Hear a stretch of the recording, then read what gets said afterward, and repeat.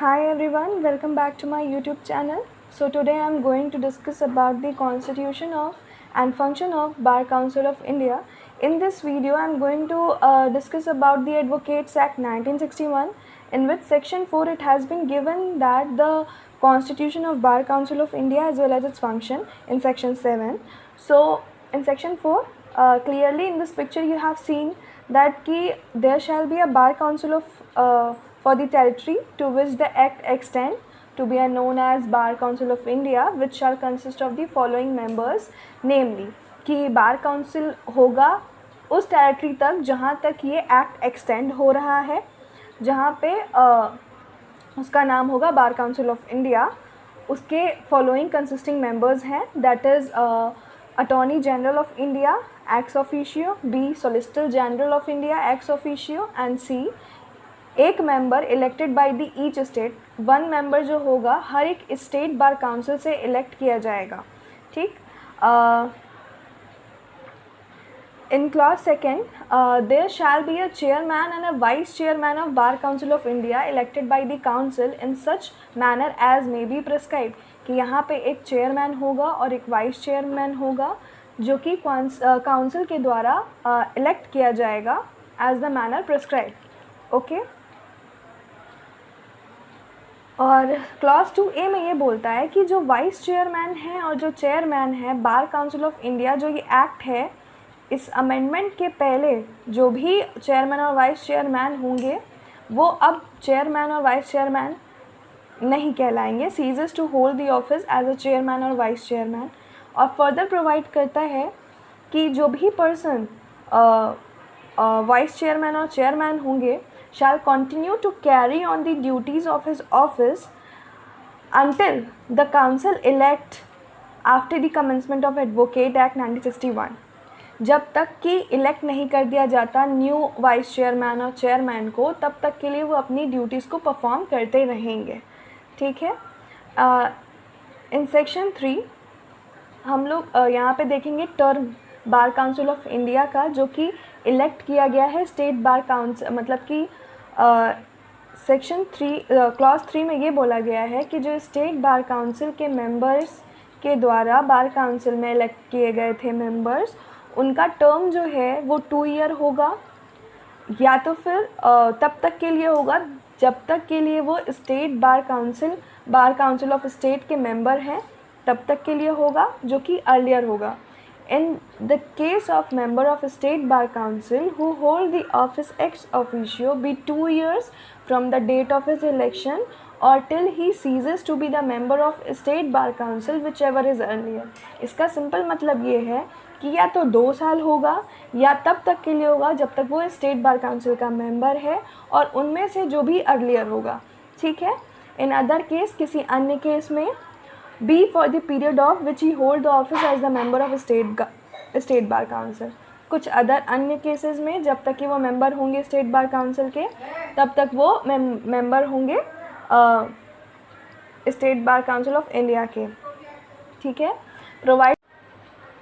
Provided further कह रहा है कि every such member shall continue to hold the office as the member of bar council of India until his successor is elected. जब तक कि उसका सक्सेसर इलेक्ट नहीं हो जाता तब तक वो मेंबर होंगे बार काउंसिल ऑफ इंडिया के. अभी हम लोगों ने कॉन्स्टिट्यूशन तो पढ़ लिया, and what the function is it has been given in section 7 which talks about the function of bar council of India, जिसमें कि पहला फंक्शन है to lay down the standard of professional conduct and etiquettes for the advocates. In this clause B ये कहता है कि वो standard lay down करेंगे कि कैसा प्रोफेशनल कंडक्ट होना चाहिए और एडवोकेट्स का एटिकेट कैसा होना चाहिए.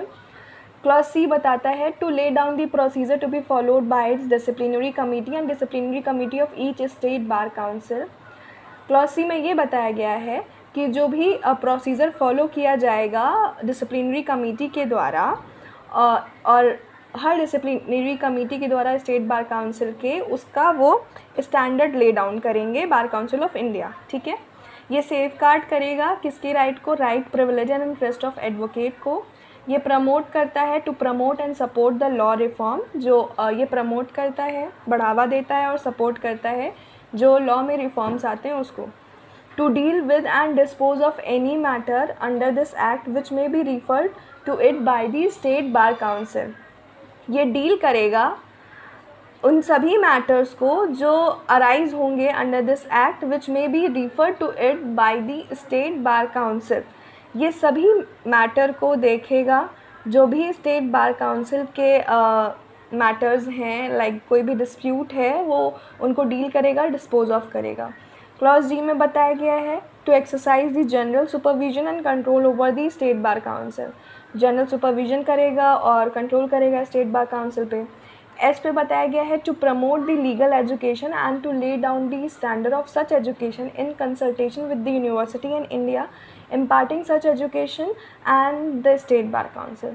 ये लीगल एजुकेशन को प्रमोट करेगा, स्टैंडर्ड जो है वो बनाएगा कंसल्ट करके, किससे, यूनिवर्सिटी ऑफ इंडिया से, कि जो भी एजुकेशन लीगल एजुकेशन दिए जा रहे हैं, और स्टेट बार काउंसिल भी ऐसा ही करेगा।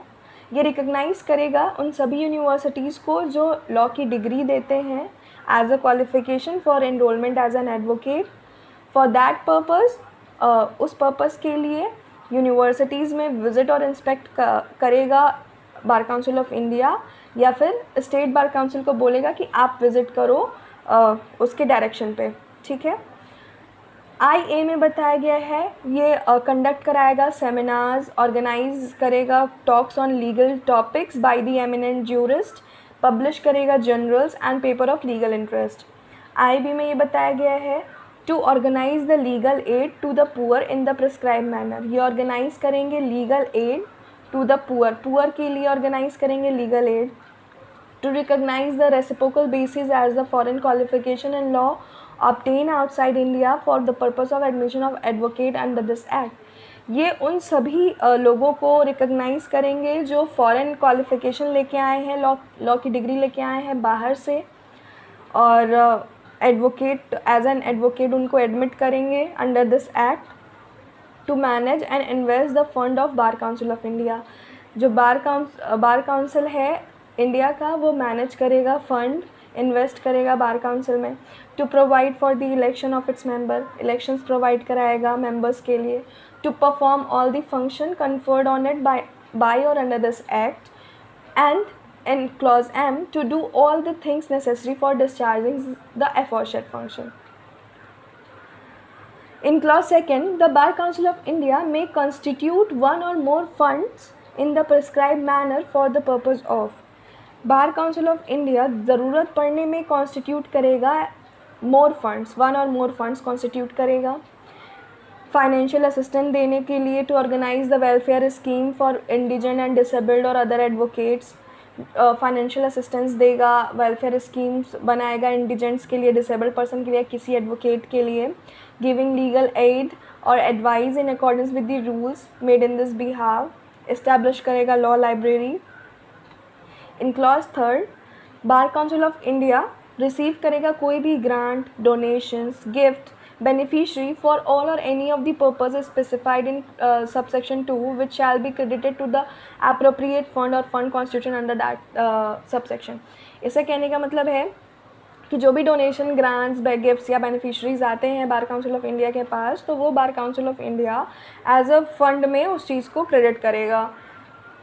Further, I would like to discuss about section 20 which talks to admit as a advocate। किस किस व्यक्ति को एडमिट किया जाएगा एडवोकेट्स के द्वारा, और accounts and audit whatever it is, I'll talk to in other video। So hope so that you like my video, and if you like my video please subscribe my channel, and thank you for watching।